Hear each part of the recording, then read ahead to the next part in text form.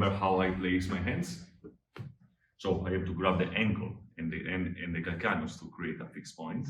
And from there, I'm grabbing anteriorly to the talus. And then I will propose this kind of work. Circumduction. My suggestion, okay, this bed is a little low for me, so don't look too much about my position because it's not ideal. But my suggestion is also to every time keep contact when it's possible with your bed, so you will have less stress to your lower back, and you concentrate the attention of the part you are treating. In away. And then, subtalar joint. I will bend the knee of the patient, created a fulcrum with the calcaneus on the bed, locking the middle foot and the ankle, and work in a circle kind of movement to open the medial and the lateral facets. With slow, repetitive movements. Vicky, ti posso chiedere di aprire la finestra, se vuoi? Okay? Then, we move more distal, and basically the kind of techniques we propose in the ankle, we will propose also to the middle foot, with the two lines. So between talus, navicular, and cuboid.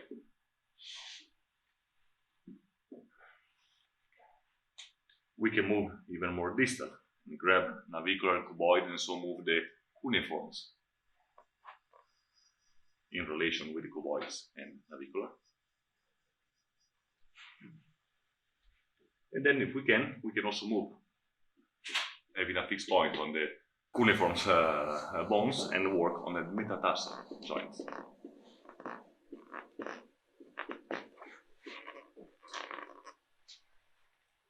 Everything okay so far? Then we saw also the compression, the traction of the ankle, a little bit challenging with the position of the elbow. So, again, my elbow is here on this distal part, posterior area of the thigh. I will grab the calcaneus in this way, and it's important my body mechanic going back. So, as soon as I go back, I feel more tension where my hands are. I even put more contact in this way. I keep the ankle in a neutral position, so I don't want dorsiflexion or plantar flexion, but almost 90 degrees. And in this way, it's like I want to extend my elbows to create the compression, and in the meantime, I move my leg backward. In this way.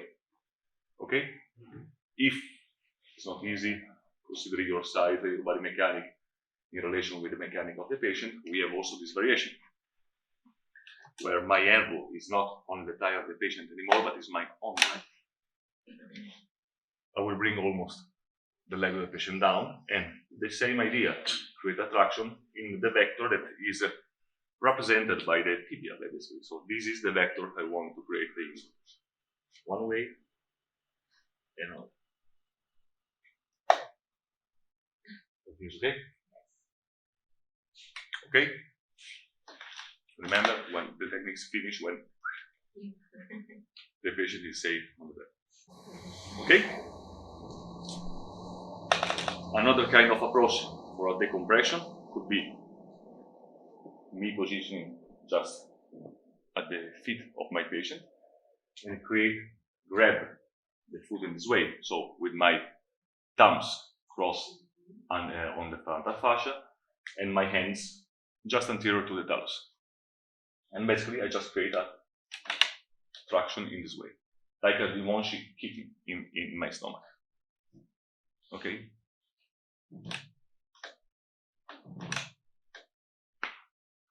The articulatory techniques for the middle line and the lateral line, you remember, two vectors acting in opposite directions.